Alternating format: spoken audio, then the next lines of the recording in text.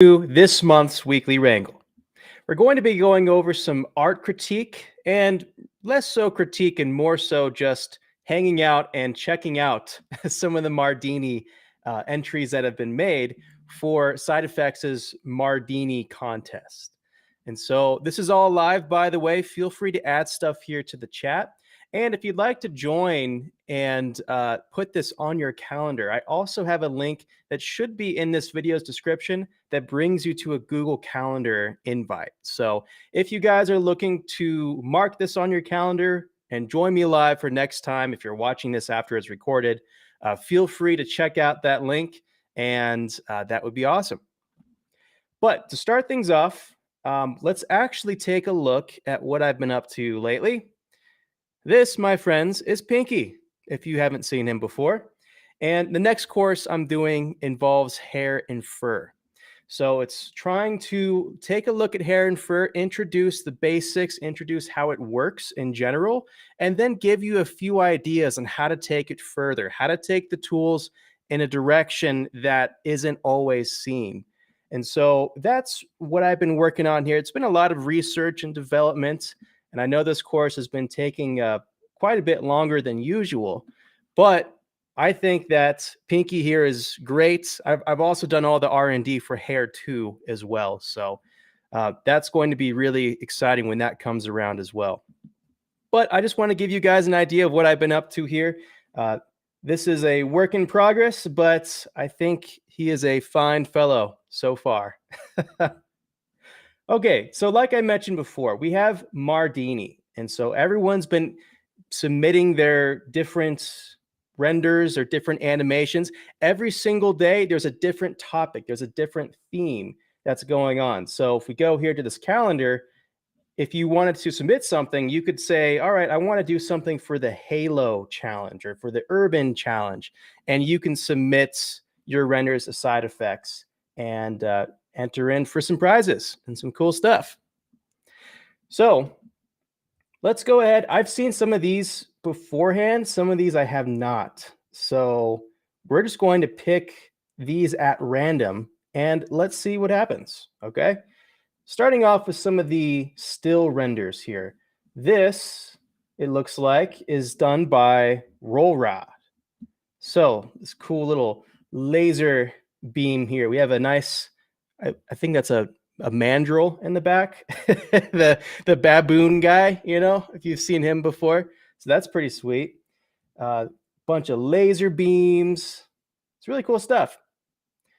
And one thing too, I would say, because we'll talk about things that are awesome and things that can, you know, use some improvement, just to get a couple ideas out there. I do love the volumetrics. You can't have lasers without volumetrics and fog and cool spy, you know, ambiance and stuff, right? So I think that the volumetrics are really cool. Notice how the volumetrics are also broken up with multiple layers as it goes back in the room. This is a really cool trick. And I don't know if this was intentional or not, but when you have volumetrics, if it's possible to have like a chunk of volumetrics followed by shadow, followed by another chunk of volumetrics, it gives the image layering.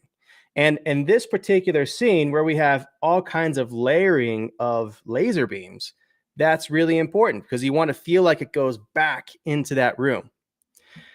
So yeah, so that's what's really cool about this. I like how the volumetrics and the fact that it's chunked out adds that layering. Also, the fact that her eye gets drawn back here makes you go back into the frame, which is really cool. So I think those things are working really well. It would be interesting to see these laser beams maybe bounce off or something like that. That could be another idea just to add a bit of extra pizzazz and maybe even a technical challenge to what's going on here.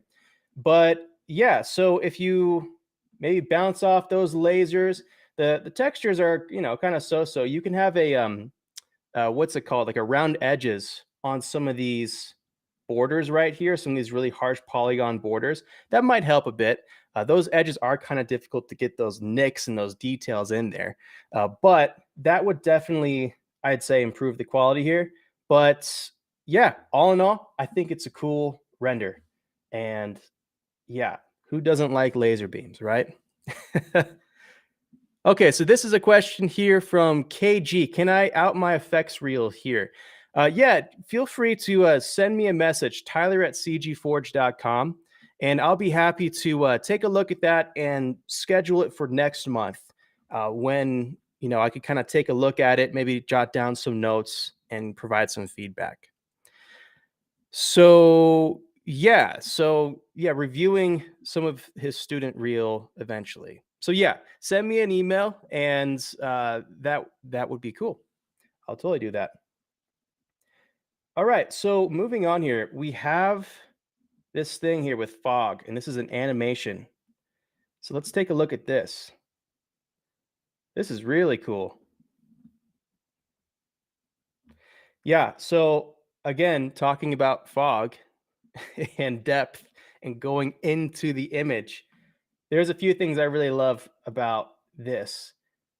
Compositionally, we have basically a triangle that's trying to go into the image. And there's a few things you can do to really push that triangle composition.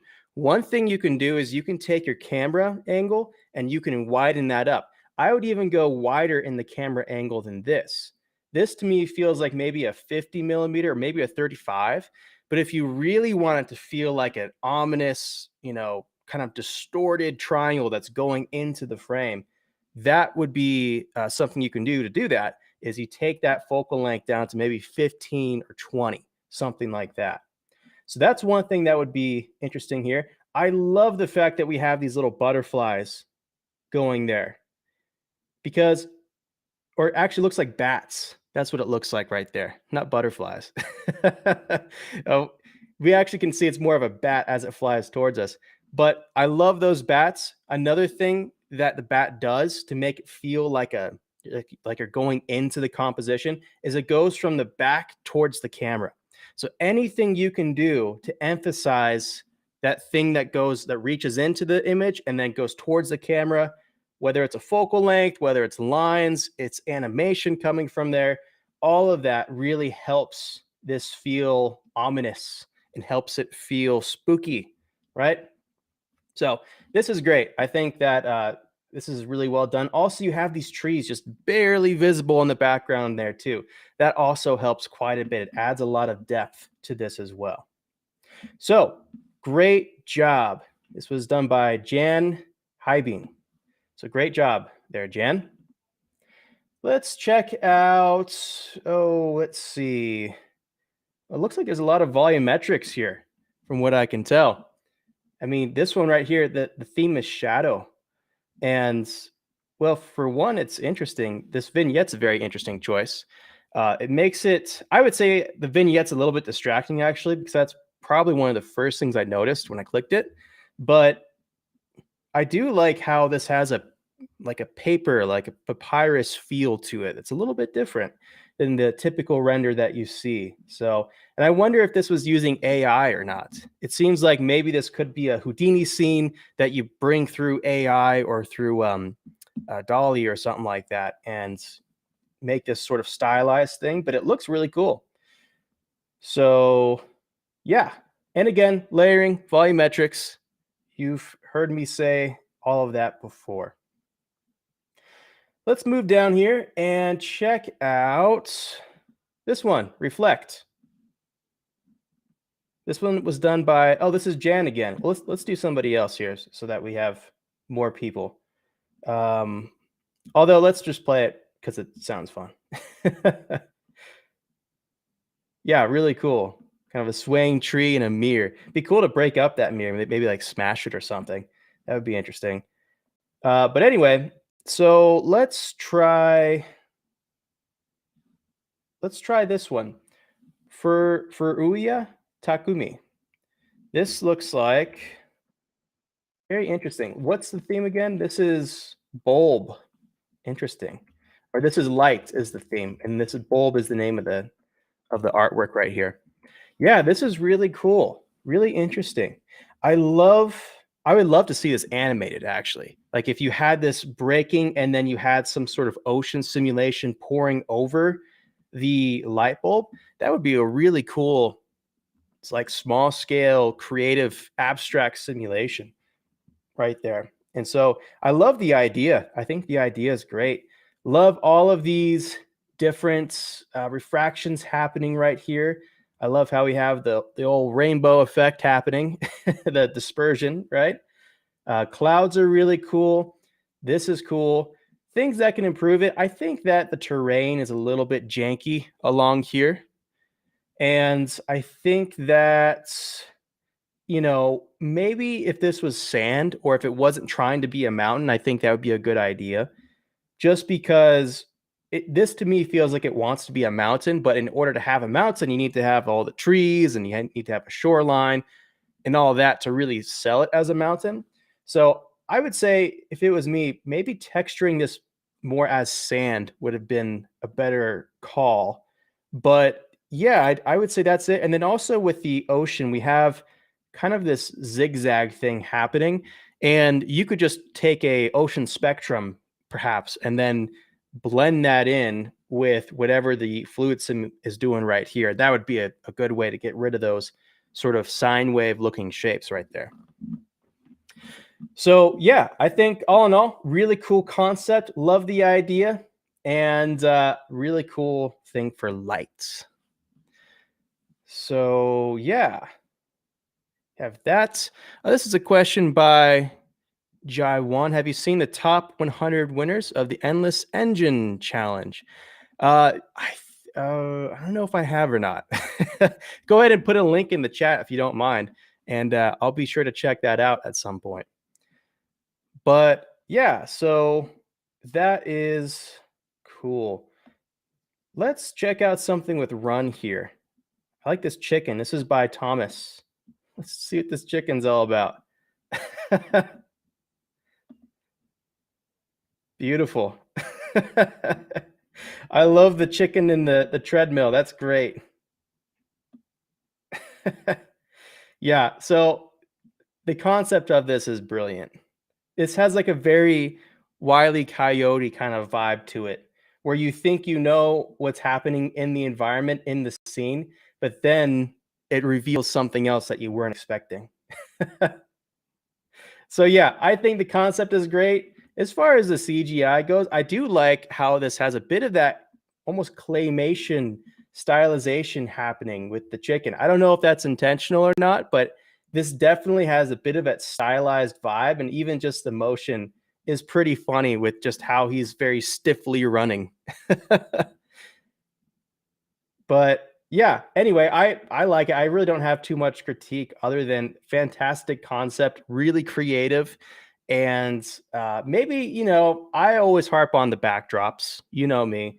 I don't like plain colors in the backdrop. So maybe just add a little bit of something there. It covers 80% of the frame. So if you added just a little ramp or something like that with HDR lighting it, or if you had like a cloth, overlaid backdrop, that would just help break up the image a bit, and maybe have maybe like a purple velvet curtain or something like that. Something almost like it's a stage.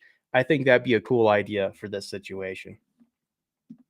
But yeah, great job there, Thomas. That was great. All right, what else do we have here? Any particular projects that you guys would like to see? We have this here by Waffle Boy. This is what's the theme here? The theme here is flow with Waffle Boy. So this is like a flowing sort of particle-y thing. I like the shading. I like the depth of field, the motion blur, the different colors blending together, or not really blending together, but being overlapped together. I think that's pretty cool. Obviously, I would love to see this in motion because I think that that's when this would really become super cool. But yeah, I mean, I did something similar with one of my quick tips at one point where it was like a close up and you can see like the beads, almost like the water droplets that are moving. And that always makes for a cool abstract composition or a cool abstract idea for an effect. So I think that's, yeah, pretty cool there. There's also this here for flow. And let's try Michael right here. So Michael Hunault. Very nice. Yeah, so I love how this evolves. Obviously, from the thumbnail, I could tell where it was going, but if you had just watched this for the first time, you're not really sure what this is.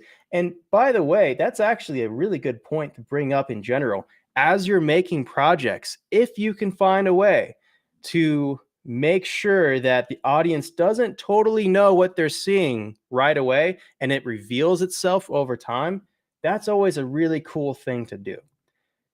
A lot of times, your viewer will hang in there out of curiosity to see what this thing is. And it's good to leave some, things to the imagination as your effect happens.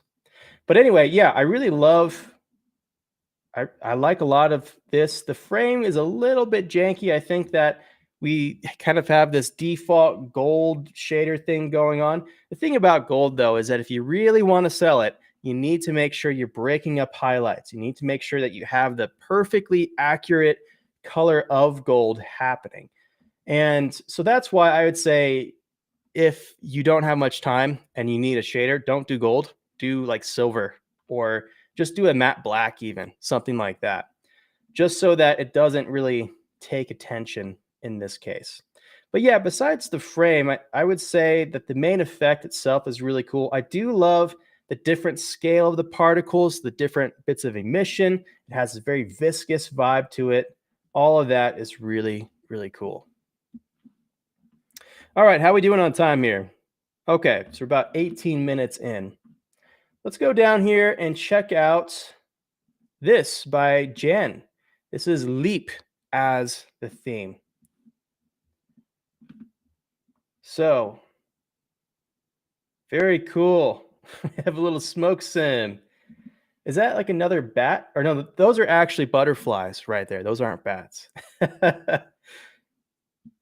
So yeah, we have a smoke sim. I love the slow-mo. I love the fact that he's not going anywhere. It's almost like he's gotten bewitched by a spell or something like that.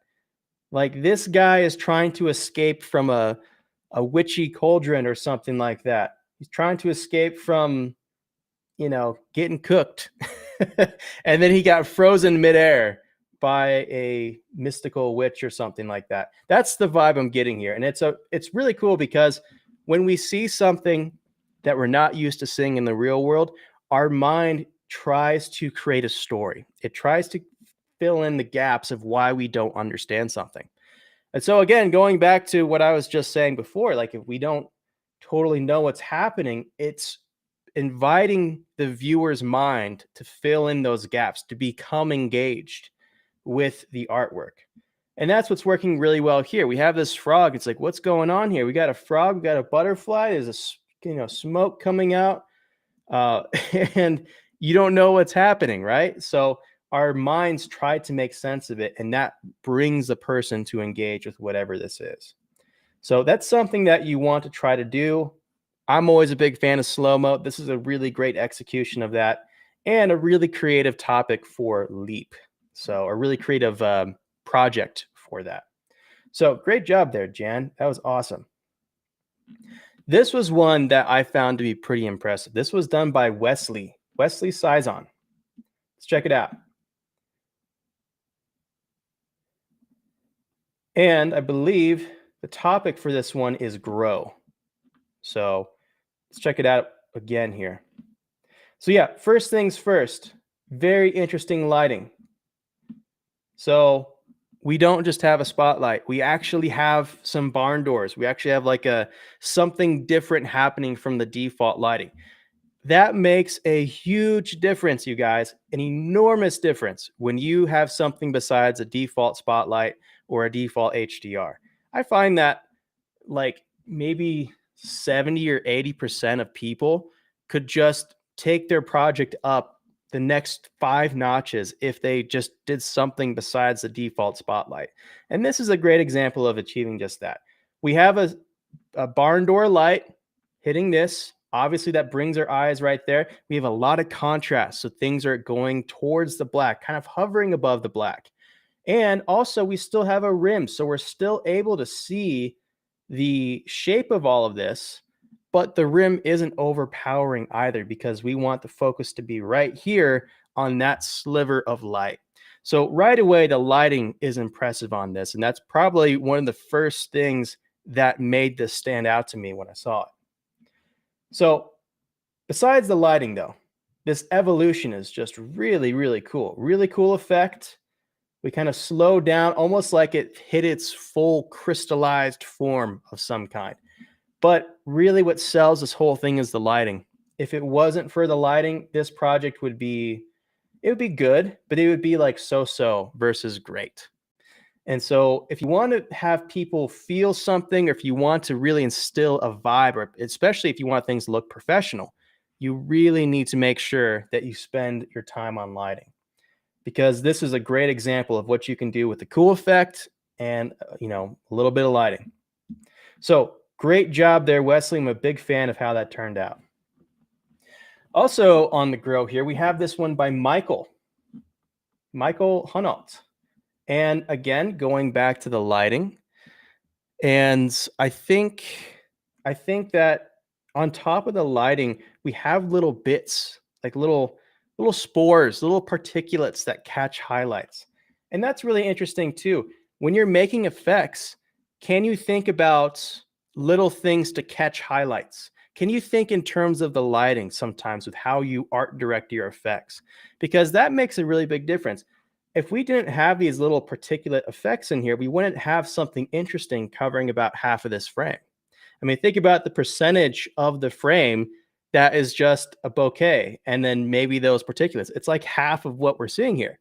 And so really thinking about not just the main subject, but the other areas of the composition, and then finding ways, creative ways to have either simulations or little things to catch little glimmers of light, that always works out pretty well. Here we have more of a rim-based lighting, and we're trying to highlight the subsurface scattering. That's a big reason why this feels like fungi, because fungi, when we think of it in our head in a stylistic way, it kind of has this glowy effect to it, whether it's actually incandescent and glowing at night or something, or if in this case we have a rim light and it's really showing that subsurface scattering. So in this case, not only is the lighting getting all of this stuff at 50% of the composition, but it's also making sure that it feels like some kind of fungi of some sort. So those are all really important things to consider here. And I think that, again, the lighting is what really sells this to me. And also, I think it's a really cool shape. We have these little berry things going on, and a very interesting plant, I would say, right here. So that was great. So great job there, Michael. Here's a question by Jaiwan. There's not a lot of tutorials or courses about CGI lighting. I think a bit of lighting theory could be good for the future of CG Forge. Yes, definitely. I started making a lighting techniques course, and then I forget why, but I got sidetracked to another course at the time. But yes, that's one of the things that I do plan on doing at CG Forge at some point, is giving you guys not just a lighting theory, but lighting techniques. This also goes into the topic of color correction, of color theory. I don't think those two are inseparable. If you want really great lighting, you have to make sure that you're not doing everything in sRGB, primaries and stuff like that. So it's been kind of a work in progress. Right now, if you want to go to CG Forge and learn a bit about the color science, that's what I'd recommend doing right now. But in the future, when it comes to those more artistic aspects, I definitely would love to put together a course like that, and maybe even include some specific examples, kind of like what we're doing right here, of just analyzing artwork, trying to figure out, why does this work? Why does this not work? And specifically through the lens of lighting, that could be a really interesting way for you guys to start seeing these things and start trying to implement it with your own works. So yeah, let me know what you guys think about a lighting course like that. I'm certainly open to ideas and suggestions for all of those sort of things. Okay, well, let's see here. Let's do just a few more. This is before we get there, there's another question here by Leon. Is math needed for Houdini? Well, yes and no. I mean, a lot of the stuff that you want to do is going to require at least some basic math, like let's add this, subtract this, divide this, multiply this. That is honestly the vast majority of math that I run into. But if you're talking about like, hey, do I need to do crazy levels of calculus and, write these formulas and go through papers? No, you don't have to do all that to, you know, use Houdini. We are, as artists, we are a degree away from that math. We are using that math in a creative way to have an interesting end result. So it's more of like math's like a tool, and you don't, and the math's already been figured out for you most of the time with the solvers and with everything that's going on. So I would not let that scare you away from Houdini. There is plenty you can do. As a matter of fact, I'm not a math guy. My background's fine arts. So yeah, don't let that dissuade you there, Leon. I think that's a mistake some folks make when it comes to Houdini. All right, let's check out tree. I love trees, by the way. And yes, so let's check out some of this stuff here. This here is a really cool little railroad going down this hallway of trees. This is done by E.J. Wanerko. However you might say that. But this is really cool. Again, I noticed that this composition keeps coming up over and over again. A triangle going into the frame. The one thing, though, is if you're going to do that composition, I really think it's important to have a wide-angled lens. Because if this had a wide-angled lens, these tracks would be way out here, and it'd make more of a triangle going from the corners of the frame down into the frame. And it would just make it feel more epic, I suppose. This to me feels like the default 55 millimeters, so I would just widen up that camera lens a fair bit. Also, when you have a scene like this, and a lot of times too, when you have like a repetitive thing that goes back, we want to think about how to break up that repetitive thing, right? What about this feels CG, and how can we cover it up? That's always a question you have to ask yourself. So what you could do to break this up is you can create layers, maybe even crisscross layers of different pools of light. So again, trying to go back to that volumetric idea, you can have some rays of light happening here and then rays of light happening at another spot. And I really think that that could help out in this situation. Anything you could do to break it up, to layer it. Also, if you had other plants in here, that could break this up as well. But I realized too that these things have very tight deadlines. Like you might have 24 or 48 hours to do this. So that's all. I totally understand that. That's part of the deal here with Mardini. But all in all, that's the line of thinking I would go down to try to see if you can improve this. And but I love the concept. It's very vibey. And what I mean by that is it has a cool atmosphere. And yeah, I think it's a cool little project. So good job. All right, let's do 2 more. Sound good? Sounds good. I'll try to find some ones that really catch my eyes here. So going down, this one caught my eye.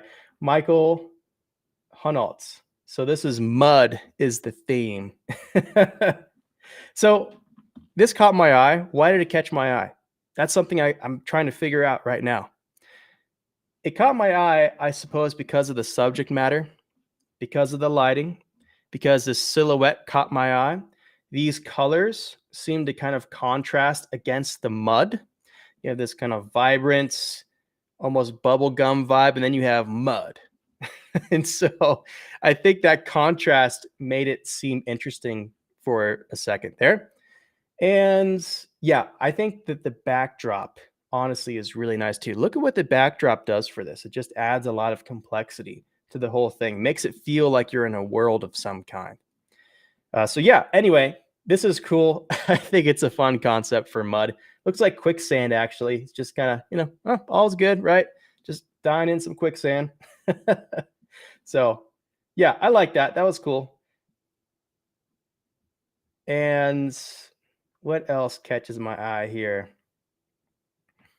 I mean, honestly, like all of these are really great, especially considering that, these have very tight deadlines. People don't have a lot of time to spend figuring this out. So another thing that caught my eye was this. Oh yeah, Joachim. I think I saw this animation at one point. A really cool idea. Very interesting. I've seen these infinity loops before, but you know, I think that the theme here is obtuse. And obtuse is a very hard prompt to kind of figure out something with. But this is really cool, really creative right here. So yeah, I guess it stood out because I like the subject matter. Yeah, it's really nice. What else we got here? I know I said I'd do two more, but let's just do a few more. This one was cool. This was by Joachim. This is linear. Look at that. It's poppy animation.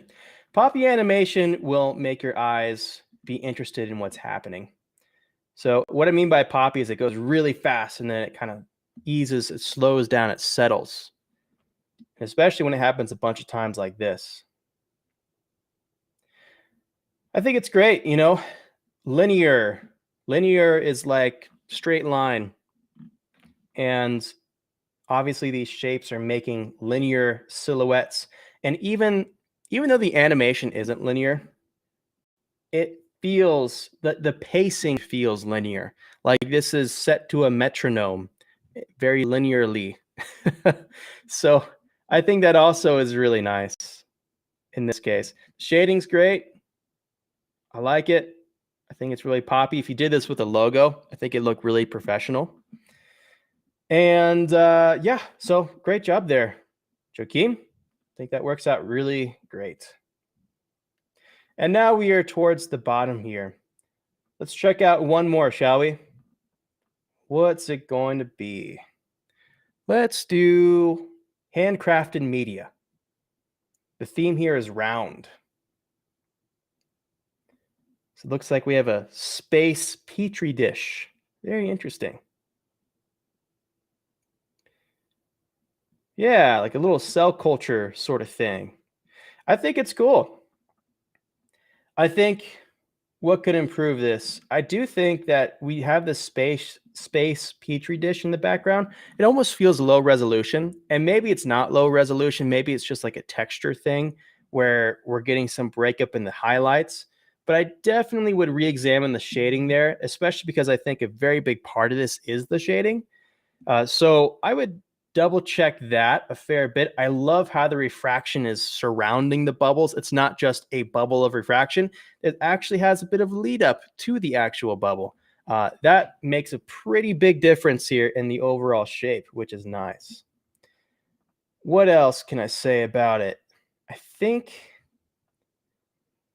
the lighting here is a little bit difficult because we are looking at something that's very two-dimensional, right? And so I think what happens here is that then we try to rely on textures to add in that variation. And I think that's done really well here. I love the fact that we do have a little bit of that space texture in the backdrop there and makes it visually appear interesting. Like if we didn't have this space texture back there, this would be way more boring. But this definitely adds a bit of visual appeal to it, I would say. So yeah, that's what I would have to say about this Petri dish here. The other thing as well is that if you guys are looking for inspiration for some of these things, like, oh, let's see here. Where are we at? We're at, actually, I think we finished up most of the month here. But let's say that you picked sci-fi. That's like one of the last topics here.